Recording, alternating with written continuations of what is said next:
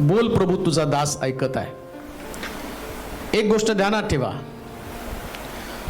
जीवनातली निराशा, कष्ट जर निघून जायला पाहिजे तर त्याच्यासाठी देवाची वाणीच ऐकायला पाहिजे. आमेन. देवाची वाणी ऐकल्याशिवाय आमेन.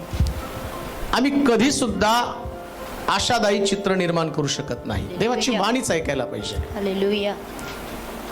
एक मरत असलेल्या व्यक्तीला जसा डॉक्टरचा शब्द, डॉक्टर म्हणतात काळजी करू नका, आपण प्रयत्न करू, आणि त्याच डॉक्टर सांगतात की हा पेशंट 99% जाणार आहे, पण ते डॉक्टरचा 1% जो शब्द असतो ना, आपण प्रयत्न करू, आणि मग सगळे नातेवाईक, सगळे लोक, तो पेशंट त्या 1%वरती आशा ठेवतो. कुठला डॉक्टर त्याला म्हणतात ना, आपण प्रयत्न करू, आपण प्रयत्न सोडायचे नाहीत. मग लाखो रुपये त्याच्यावरती खर्च करतात. त्यांना असं वाटतं की 1% तर तो बरा होईल, परंतु त्याच्यामध्ये ताकद नाही. देवाचा एक शब्द आमेन. ज्यास खात्री देतो ना, त्या सगळी परिस्थिती बदलते. एक शब्द देवाचा. हालेलुया. मग त्याच्या शब्दावर का विश्वास ठेवायचा? त्याचं कारण या सगळ्याचा निर्माता तो आहे. आमेन.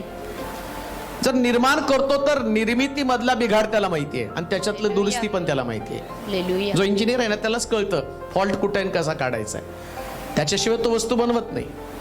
तसा देव आमचा निर्माता आहे. आमेन. त्यामुळं आमच्या घरातला, आमच्या शरीरातला, आमच्या व्यवसायामधला जो काही फॉल्ट आहे फक्त त्यालाच माहिती आहे.